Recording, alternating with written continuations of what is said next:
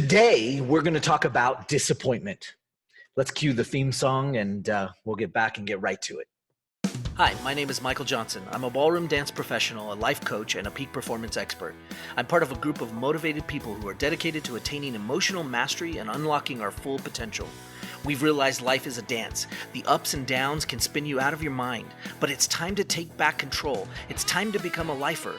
We don't believe others are responsible for how we feel. In fact, we don't believe anyone can make us feel anything. We are a new breed of overachievers. Emotional mastery is our journey, and unlocking our full potential is the key. Welcome to the journey. We are lifers, and this is Magic for Life. What's up, lifers? Michael Johnson here with the Magic for Life podcast, and I'm so glad you joined me today. We're going to talk about something that I've dealt with a ton in my life, disappointment. Oh boy, that came out wrong. Did it? It sounded kind of weird, right? Well, let's think about this. We all have been educated and talked to about disappointment, haven't we? Well, maybe accidentally we have. And so today I want to kind of break it down a little bit and talk to you about the feeling and emotion of disappointment.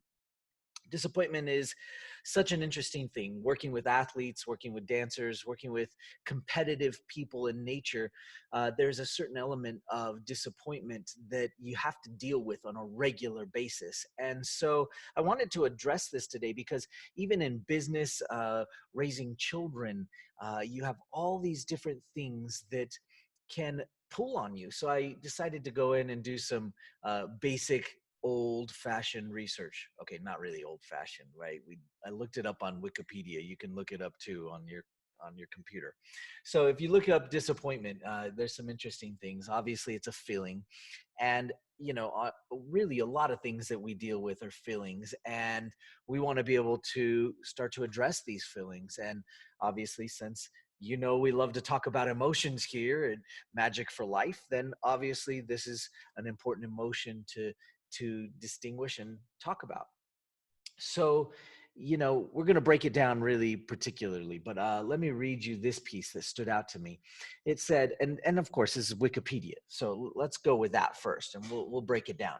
So the study of disappointment, it causes impact and the degree to which individual decisions are motivated by a desire to avoid it. This is a focus in the field of decision analysis. There's a whole field called decision analysis, right? And as disappointment is, along with regret, they say that those are two primary emotions involved in decision making. And this is huge. So whether we believe that 100% or not, it's irrelevant. But what we do want to take from that is that, okay, let's take it as face value. Two primary emotions involved in decision making. Now, I believe there are a lot more values, not the primary values, in making decisions, but I do believe that they are definitely involved in how we make decisions. So if we were to think about this for a second, what things have you been disappointed about? I want you to think about that right now, right here. If you need to, just click pause. I'm sure there's a pause button over there. Maybe it's over here. I don't know. I get confused whether I'm reversed or not. But you're gonna click on that pause button and you're gonna think about this for just a moment. Take some time for just a moment to contemplate some things that you've been disappointed about. And then when you think of that, then hit play again. And right after you hit play, you can actually just hit like right there because there's a like button right underneath that. And that way we can get this information out to lots of great people. Now, if you're listening on the podcast on Apple or Stitcher, Spotify, go over to YouTube and subscribe and like the podcast on YouTube. We'd love to have you over there, and it'll notify you if you hit the little cool bell in the corner that we're producing new things for you to listen to that hopefully will change your life forever. So we're back to this decision-making thing here. Now, hopefully you paused it and you did what I said and you thought about something that you were disappointed on. Now, why were you disappointed about that thing? And so we've got to really look at that. And of course, we ask the challenging question, why, right? Well, this is pretty easy to figure out. Why were you disappointed? Well, let's take, for example, one of the students that I was training to be a championship level dancer. What would cause them to be disappointed? Well, they had set a goal to win a championship. And this is the same for anything, right? Whatever your championship is, earning $1 million, getting a kid to college, um, getting a kid to school in the morning, that's a thing. Uh, but whether it's winning a championship title in dance or gymnastics or business, whatever it is that is your championship, and you miss. So you had created this expectation that you were going to hit this thing and you missed. Now, I don't know about you, but I've had plenty of opportunities to be disappointed. And I guess I've taken a lot of them, and you get to that point. Now, disappointment has its place. I believe that all of our emotions, in case you hadn't gotten that from this podcast, I believe that all of our emotions have a place. And so I like to think of them as light and dark. Some of the darker emotions are not light. But I know a lot of people talk about emotions in terms of positive and negative, but that is really such a personal application of an emotional state, because there are perfectly good times to be sad, and there are perfectly good times to be disappointed, and very useful. There are so many indications if you are into sports, if you watch any kind of sports. Now, I love watching all sports because I love watching athletes and looking at their mentality and seeing how they handle themselves and how they overcame the challenges that maybe were presented to them. And so when you look at athletes, they sometimes, after a year of really poor performance, they come back and are ridiculous the next year. And a lot of that came from this feeling of disappointment. They had set out a goal, they went to try to attain it, and they either missed incredibly or they missed a little bit. Maybe they just fell a little bit short. And that can take its toll on you. What my job is as a coach in so many instances is to make sure I get your hopes up. We figure out and set out a goal. If it's on a basketball team, I figure out what the goal is. Well, on a basketball team, everybody wants to win the championship, whatever that level championship is for that team. If it's a dancer, they want to get the title and hoist up the trophy.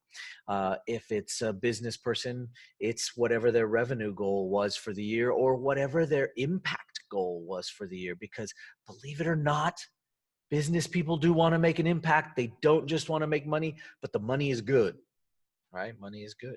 And so we want to make impact. We want to change the world. That's what business people want to do. And it doesn't matter what position you're in. So as you set these goals and you miss them, part of this feeling of disappointment is all about expectation. You knew exactly what you wanted. You put everything you had into it, and you were disappointed because you missed.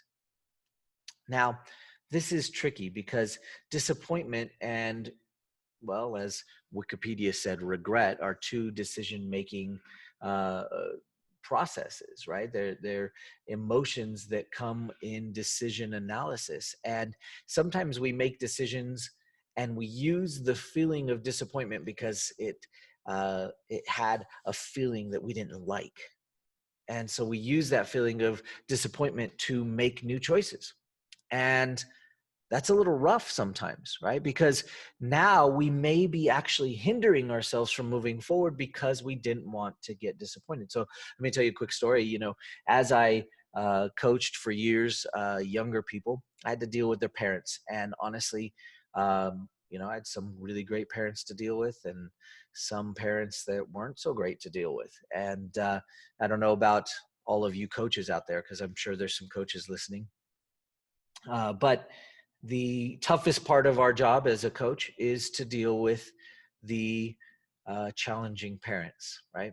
And the kids are almost always easy to deal with. The athletes, the people you're dealing with, because they are in an alignment of you have to have some sort of delusional quality to believe that you can do something that's never been done before, or that you have never done before, or that nobody else thinks you can do.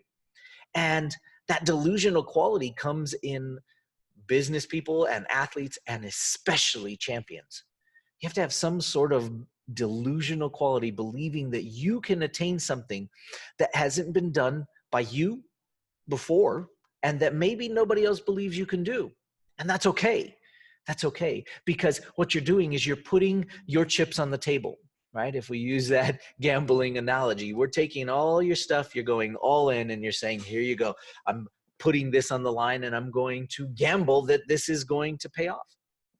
And as you do that, you put a lot of things on the line, because you put your expectations on the line. And sometimes you make those expectations, um, vocal to everybody else. And as you do that, it puts more and more pressure for you to attain that thing, right? Babe Ruth would call his shot. He'd say, I'm going to hit it out there for the home run.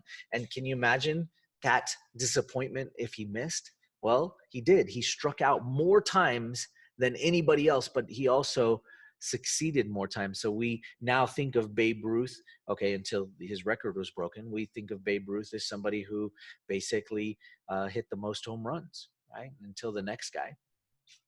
But in order to do that, he had to strike out more times than everybody else. Can you imagine the disappointment that he had to overcome, and that he had to learn a new meaning for? So I wanted to just talk to you just a little bit about strategy for a second. And then I'll let you go and try to deal with that for a second, little bit of understanding of how to manage that. So something happens in your world that you had an expectation for, and you give it meaning. Now we know meaning basically is us deciding what we want to feel about it, right? And we give that meaning to whatever it is that's happening. You decide what it means. Nobody else decides for you, and you make up that meaning.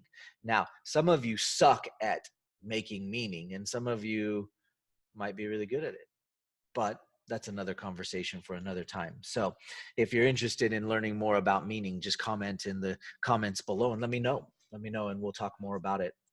We're probably going to talk more about it anyway, but anyway, comment below. Hey, I want to know more about how I can influence the meaning that I'm giving to situations. And so once you give a meaning to something, well, if that meaning doesn't match the expectation that you set up for the thing that you're doing, then disappointment is usually soon to follow. Now, where we get in trouble is sometimes we make decisions about what we want to do or how we're going to move forward based on past disappointments, based on past failures and past things that don't exist anymore. And so as we do that, sometimes we hold ourselves back from succeeding at something that maybe hasn't been done for before or created before. And so oftentimes one of my challenges, as I said before, was working with parents when I worked with young people. And those parents that were a little more challenging had some huge expectation. The kids maybe didn't have the same expectation. But once the kids had their expectation, then we talked about it. And I used to tell all of my clients, I used to tell their parents especially, listen, I'm not here to do anything but get your kids' hopes up. I'm going to get their hopes up. But you know what? I will be there to support them if they miss, if they fail, if they fall short of their goal. I'll be there to help pick up the pieces, to help them sort through those emotions and how they feel afterwards, because how they handle it afterwards and the meaning that they give to maybe falling short of a goal that they might have set out that was larger than them is really the important thing, because the next thing that they do is going to make a big difference. Now, disappointment is huge, because as you learn to deal with disappointment, you will start to make better and different decisions as you move forward. This is huge. This is huge. See, you can actually have a belief that surrounds this. And one of the beliefs that I've recognized that follow all of the championship level lifers that I've been privileged to coach and teach, whether it's business, athletes, dancing, whatever it is, weight loss, depression, it doesn't make a difference. Whatever the thing is that you're looking at, the one thing that follows suit when you deal with somebody that is successful at the thing that they're trying to do, because sometimes we're not successful at things we're that other things that we're not practicing at, but the thing that we're trying to do, we're massively successful at. And that happens. That's how we improve our life. Well, the thing that is most common, would you like to know? Yeah. I'd love to hear yours. Like what is your thing? But the thing that is most common is that they have a belief. And the belief that has been the most common, here it is. You ready? You're going to write it down. You're going to comment it in the notes below. So if you're watching on YouTube, comment below, or on iTunes, you can comment there too.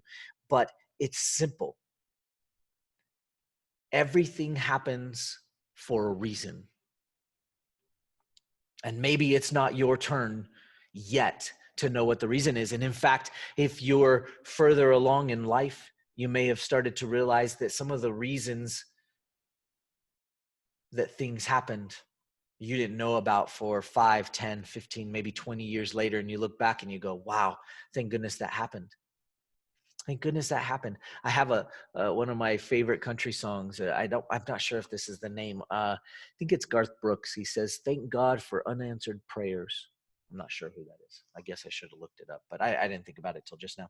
So, you look at that and thank goodness for unanswered prayers. And the song is simple. It goes about, he's with his wife and they run into his old high school flame. And he realizes, oh my gosh, thank goodness that prayer wasn't answered, because he was praying to end up with that high school flame. And he ended up with somebody much, much better for him. And that's it. Thank goodness for unanswered prayers. And you don't get the privilege of hindsight until later. I mean, come on, that seems obvious. So I want you to think about that and realize that if you could take on a new meaning, if you could take on a new belief, everything happens for a reason. And trust the reason. And trust that someday you'll understand it, and someday you'll get it worked out and figured out. Maybe when you have the key of time. Sometimes the key really to understanding it all is time, right? And I know sometimes we want to go faster, but sometimes we need a little time to figure it out, because sometimes our perspective and our model of the world just doesn't match up with what's really going on. And that's another conversation altogether. But I am so excited you joined me today. And don't forget to comment below some of the things that you've dealt with disappointment in, and maybe, what you've done to deal with that moving forward, how it's affected making your decisions. I'd love to see them. Write them in the comments below. So, just so you know, this is a great way to communicate with us. And for me, I love it. I love being able to see what you guys have to say about the topics that we bring up. Anyway, I'd love to hear from you. Don't forget to subscribe and hit the notification bell, because otherwise you won't know when our new stuff comes up. And if you know somebody, as usual, that you can share this with and change their life, maybe it'll get them on the right path and in a new direction. Make sure you do that. So thank you so much for joining us today on the Magic for Life podcast. I appreciate y'all, and I look forward to talking with you on the next episode. Take care. Bye-bye. Hey lifers, we expect upgrades to the base operating functions of the things like our phones, cars, and even refrigerators. Why then has it not been made a priority that we upgrade the operating systems of our emotional states? We dance around the subject of emotional mastery from a young age. We have so much more knowledge in today's world, yet we're still teaching outdated methods of emotional education, if any are being taught at all. It's time for a change. It's time for an upgrade to our emotional education. Let me help you learn how to do that. Pick up your free copy of Every Minute at everyminutebook.com.